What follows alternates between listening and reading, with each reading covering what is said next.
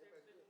Yeah, they got a new brand on the way. Oh, goodness. Yeah, so I showed you the new brand last time I was here, right? Oh, no.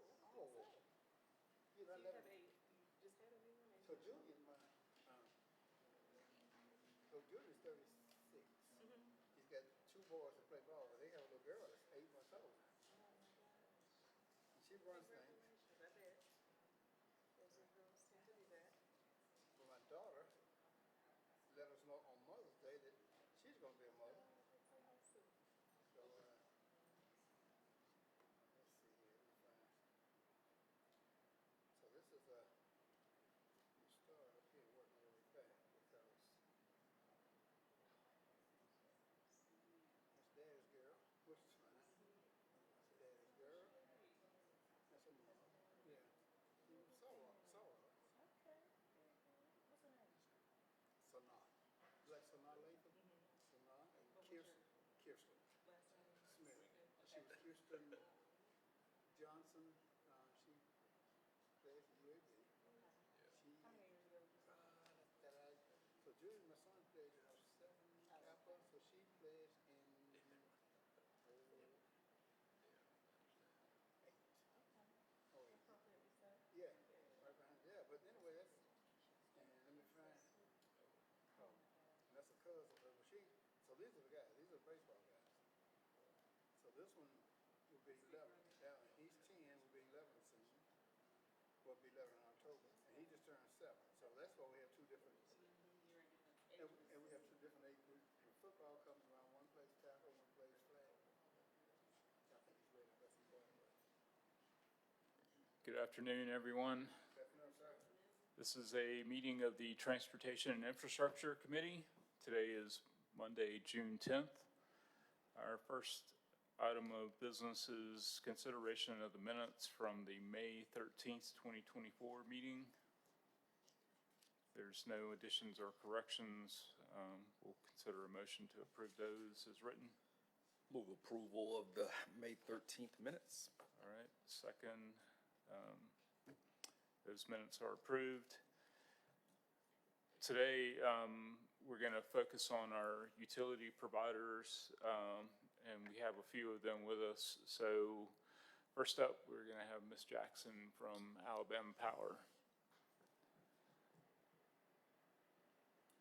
Good afternoon, counselors. I'm just going to give a brief update of a couple of things. We had a request to provide an update on vegetation management, and so I'll provide that. And then I have my colleague, David Gray, in our corporate real estate team. He's one of our legal counsels in that group.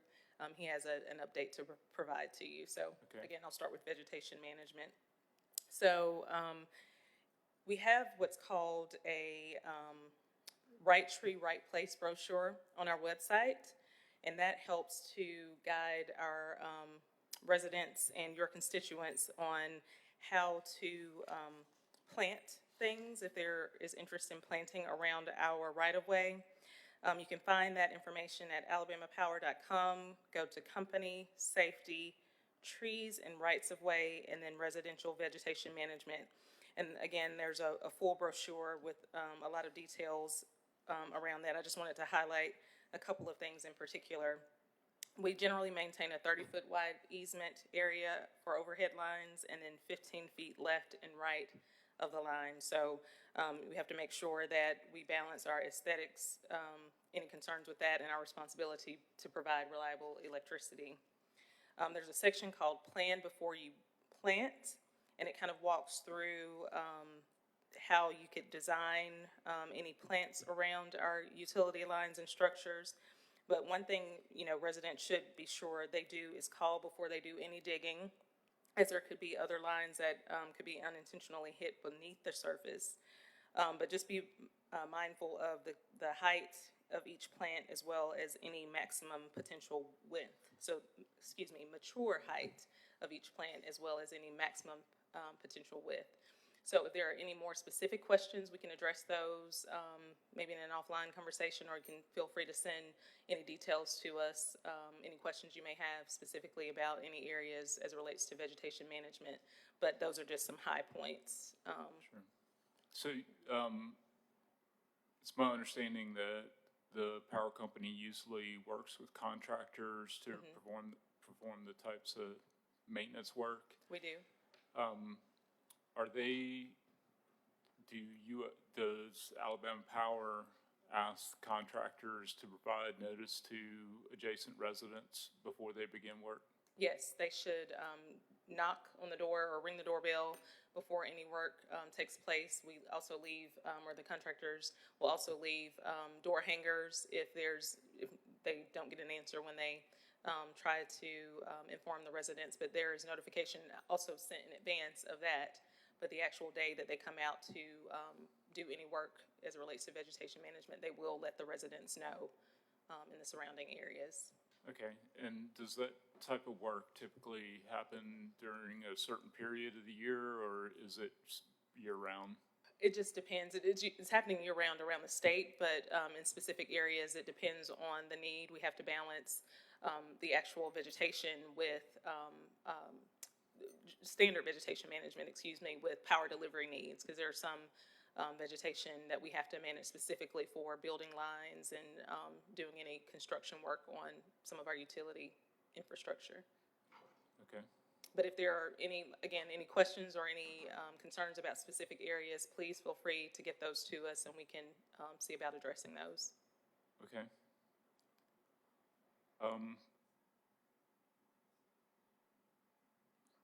Councilor Woods, do you have any questions regarding vegetation management? I haven't.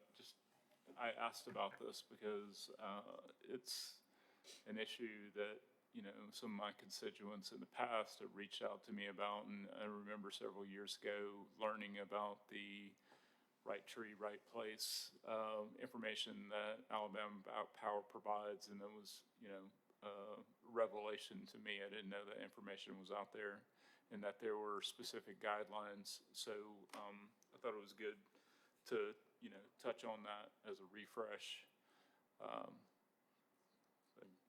Yeah, I would just ask the appropriate point of contact in reference to, like, if there's a lot or something that Alabama Power has in terms of just cutting the grass or cutting the lot.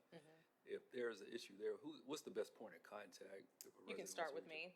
Okay. Start with our office in the Birmingham division. I don't know if I stated my name appropriately for the record, but Kimberly Jackson, Community Relations Manager in the Birmingham division. So we can start with me in our office, and then we can get the right folks engaged in that issue. All right, thank you. Yeah, that comes up from occasionally. Okay. I'll point them your way.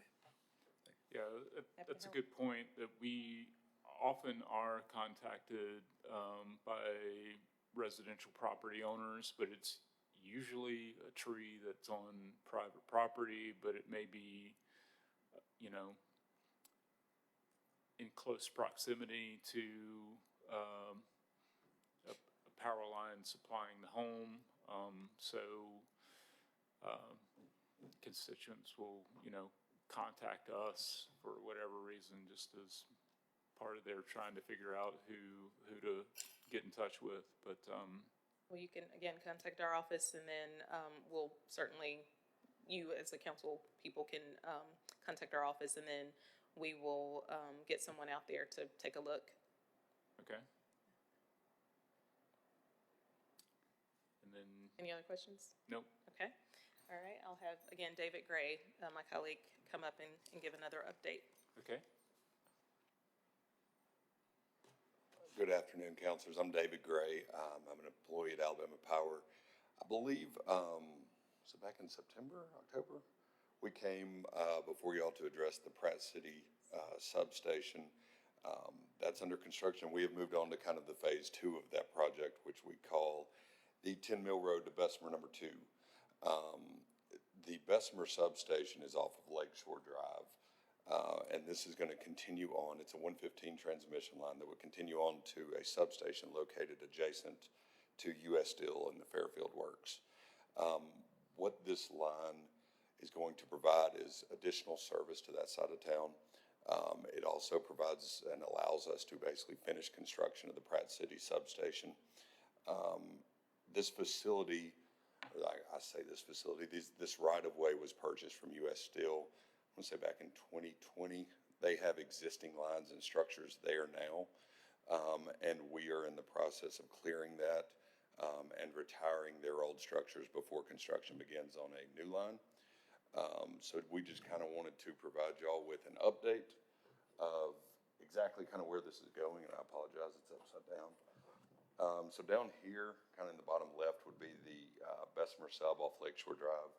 This is a Vulcan Materials quarry, and then it kind of continues up what I believe y'all call the Highway Line Trail, which was some U.S. Steel right-of-way, and then it continues across the interstate and retires into the sub outside of U.S. Steel's property. Again, this project is to provide, additional flexibility and extra voltage to that side of town. It also allows us to conduct maintenance on that part of town with no expected outages on that side.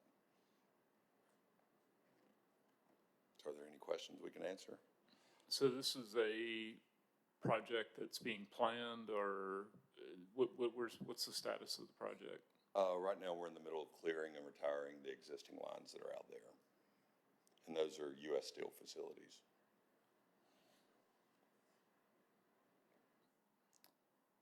And this, so you doing a similar project at the old Inslee Works site, right? That we recently changed the zoning on that, Yes. or? So that was the Pratt City substation, which is, I believe it's on 14th Street in Inslee. And we're removing the old substation and moving it to the old Inslee Works site, which, like I said, I believe we met with y'all back in September, October of last year, and then that was rezoned and purchased in January of '24. Okay. Right. So this is not that far from there, right? I mean, it's, It basically, we're making a loop around that part of Birmingham. okay, right. That's what I'm trying to put together. So this would be the last phase of the loop that goes kind of through the south part of town. Okay.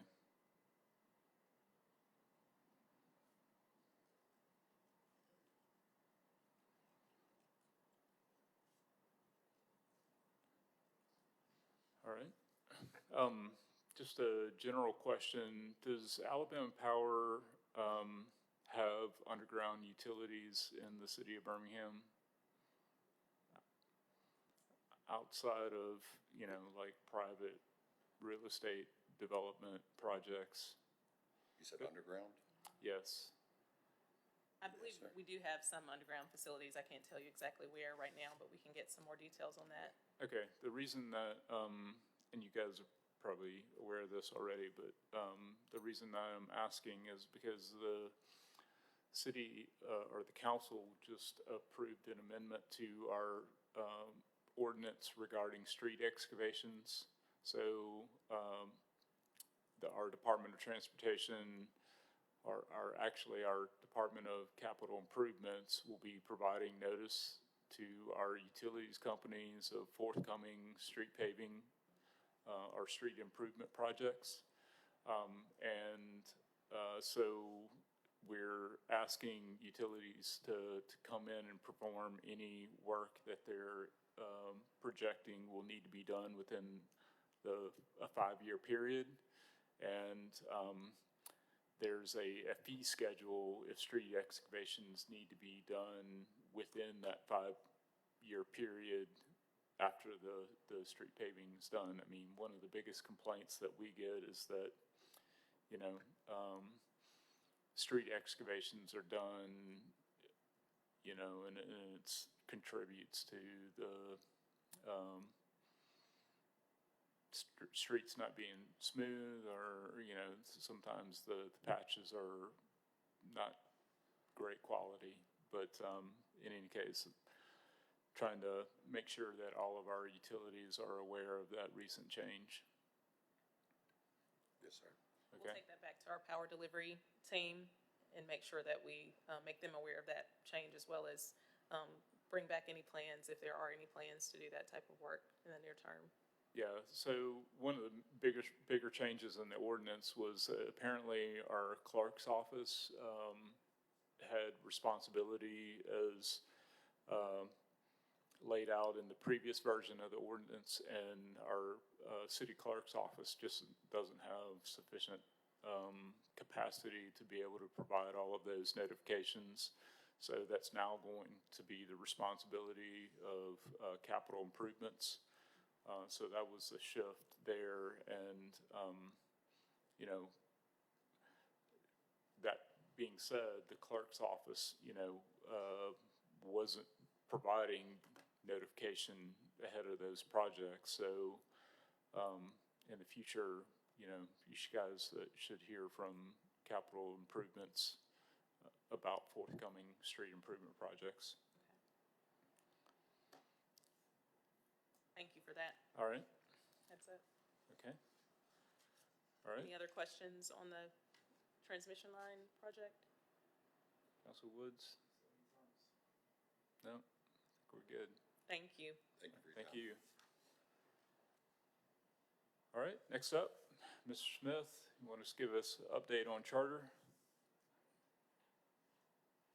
Good afternoon, how you doing? Great. A little loud there. A couple of things wanted to talk to you about. First of all, we are pretty excited that as a provider of service to Birmingham, we are proud of the fact that we do provide the service, whether it be internet, phone, video, mobile phone. I think a few weeks ago, there was a request for information who serves a certain section of Birmingham, I think Central City. Well, we serve the entire city.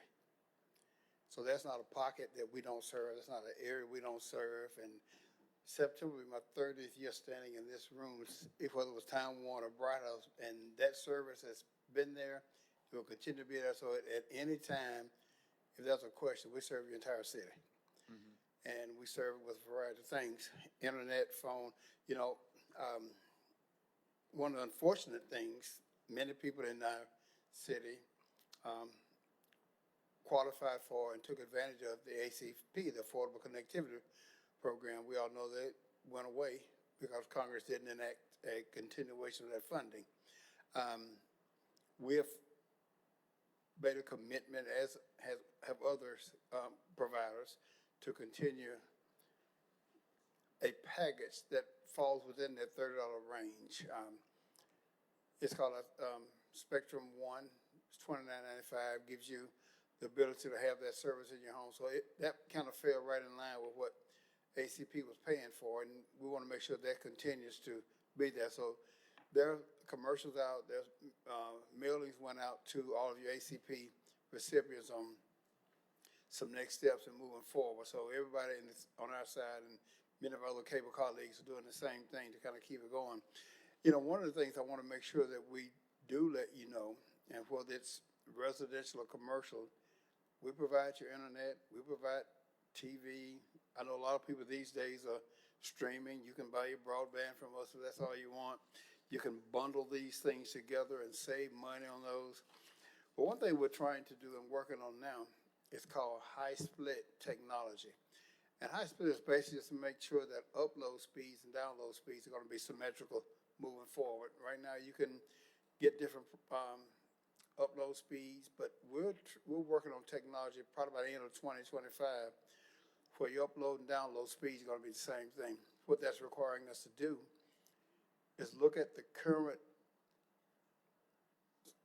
status of our infrastructure. Our infrastructure is a pretty solid one. It's fiber, and we do a good job of maintenance on that fiber. We do a good job of the support systems, i.e. power supplies and things of that nature. Make sure we're attached properly at poles. We don't have a lot of underground, but what we do have underground, we're solid in making sure those conduits are safe and solid. But what we're having to do in order for, and Birmingham has a lot of older homes that had our service for a long time. Sometimes we got to change out some of that wiring to make sure these symmetrical speeds can occur. We got to change out some of the infrastructure. We got to change out some of the node operations. A lot of it is back office that you won't see, but that back office work is being done so that when a customer needs those speeds for upload and download, they're going to be there. We may have to go into a home and change some of the wiring that leads from our pole to the home because like I say, some of it's old, you want new technology, you gotta have the new, wiring to deliver that. So we've got a lot of that working, a lot of that going on, and we're pretty proud of the fact that we are making a nice, making progress to get that completed. Like I said, 2025 it's our goal to have that completed throughout the country, and we're pretty much in line now in Alabama to help meet that goal. So just to shorten it, we're glad to be here. We're proud to serve Birmingham. We serve the entire city. And if you got any questions for us of any kind, let us know. We try to respond pretty quickly for you and get it taken care of. So, you said the infrastructure improvements would be, they're aiming to have those completed in 2025, which probably means that the work is currently Oh, it's ongoing. Yeah, it has already begun. What happened, in a lot of places, due to federal funding, they're asking for fiber to the home type technology through rural bill, RDOF B. Those are going to come out as fiber to the home. But fiber to the home has pretty symmetrical speeds to them. But we don't want our rural neighbors to have better service than we have in our urban areas. So we're working on creating the same symmetrical speeds within the city and within our urban areas. Now, as you're building the rural areas, you're putting in the brand new technology and the brand new fiber and building that infrastructure to support fiber to a home and symmetrical speeds. To be compatible with that, we're having to go through our network and replace the network here that's not capable of delivering that. And it's taking some time. We're getting it done. Our guys are working very hard at it. They're maintaining and doing the maintenance work to repair it. And then it's going to be, we're going district by district, neighborhood by neighborhood, because there are some homes that are older homes that probably hadn't had anything in those homes, but a cable wire that came out of a wall, those got to be replaced. And when it's time to replace them, it's not going to be any cost to the constituent, no disruption of service. We're going to do it as quickly as we can, but we want every home to be able to get those symmetrical speeds. And the only way to do it is to go through your districts, through your neighborhoods, and down each street to make sure we've taken care of everybody. Wow, okay. And as that progress rolls, if we need to, I'll try to shoot some updates to you just to let you know, hey, we're getting closer, we're 6% there. As I get the progressive notes, I'll be glad to send you guys something, just to let you know the hospital is working and we're getting close to the end there. Okay. While we have you, so, on occasion, we get, constituents that call, about, overhead utilities. Sometimes those are the communications lines that are the lowest lines on a overhead utility. Yeah. How do folks get in touch with you if they are with,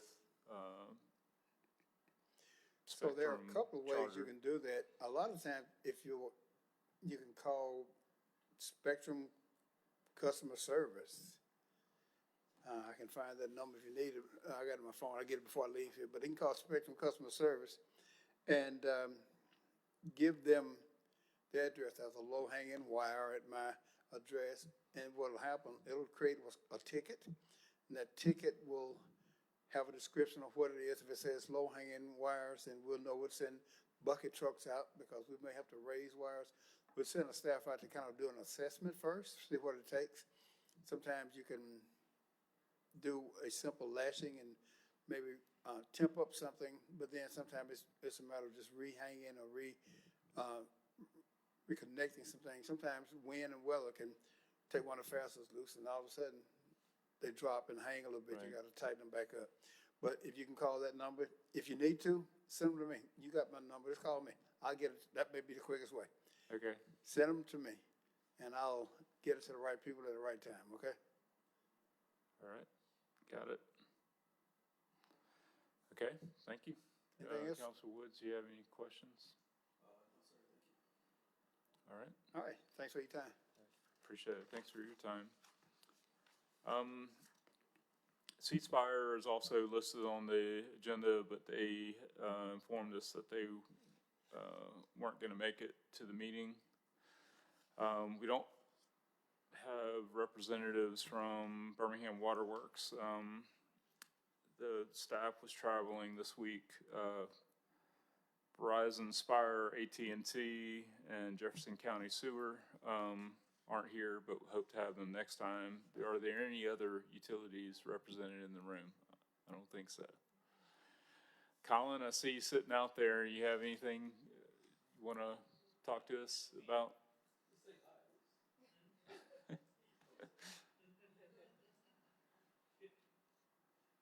All right. Is the queue for traffic calming up to 500 this week? Not quite. All right. Okay. Council Woods, got anything else you want to talk about?